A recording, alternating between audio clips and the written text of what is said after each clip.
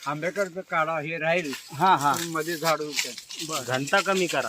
कुत्रे जर हे असं निघेल हा हा तर ती मुळासकट उपटून काढणार. बर बर खालचं मूळ राहून देते. बर बर.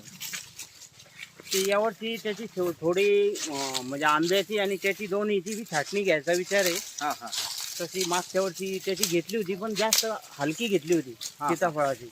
पण यावर्षी थोडी जास्त घ्यायची म्हणजे झाड खाली खाली घ्यायचं चालतं. आणि एखाद्यावर दोन्ही झाडाच्या मधातलं झाडलं पूर्ण डाऊन करायचं पण थोडं राहू द्यायचं. केशमध्ये दोन हे झाले का पण तो लगे बारीक वाटलं ना हा. नाही काय त्याच्यात जर माल जास्त असला तर त्याच्यावर त्याचं गळ होणारच आहे अजून त्याची. कारण घोसं भरपूर आहेत त्याची त्याच्यामुळे ते अजून ते जसं जसं मोठा होत जाईल तसं गळ बी होणार आहे त्यात. ते आपोआप विरळणी होईल.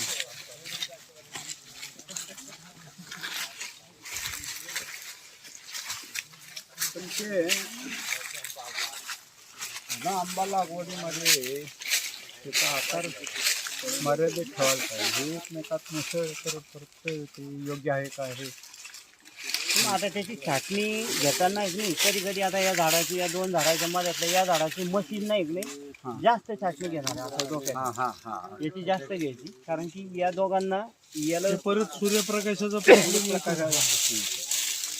कारण की त्यात आता कसं आहे त्यावेळेस ह्या पद्धतीमध्ये मुख्य उद्देश असा आहे की हाताना आंबा तोडायला यायला पाहिजे. वर चढाई गरज पडली नाही पाहिजे.